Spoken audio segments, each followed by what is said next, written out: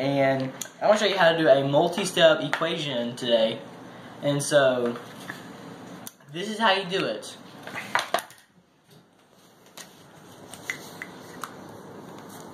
Okay, as you see here, you have your simple multi-step equation. So the first thing you must do is think, can you distribute? And you can.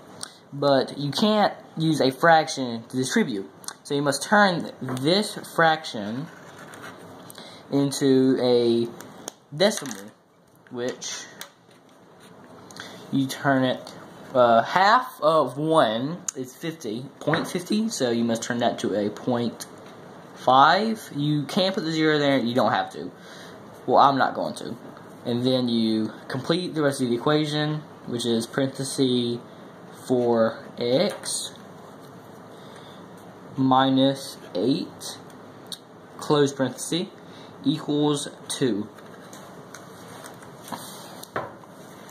And then the next step you do is distribute, which you get 0.5 and multiply it by 4x, which is 20.2.0. And then you must do 0.5 by negative 8, which you do this. Pull this little line over here. Now you don't have to do the lines over here. I'm just doing it to help you guys. So pull this over here, and you just multiply 0.5 by negative 8.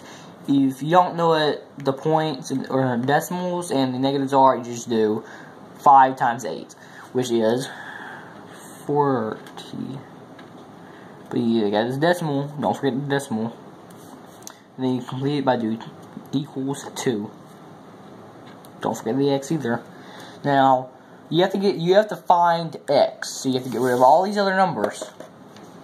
So you must now to simplify this, to make it easier, you just take the zeros off since they're behind the decimal. You just do 2x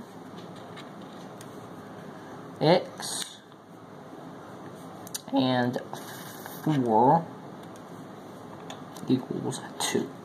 Then you must take this negative 4 and add it into itself, just getting rid of it. To remove the numbers from the x, you have to do the opposite what you do to the first side, and what you do to this side, you have to do to this side. So you have to do the same things you did to this guy. Plus 4.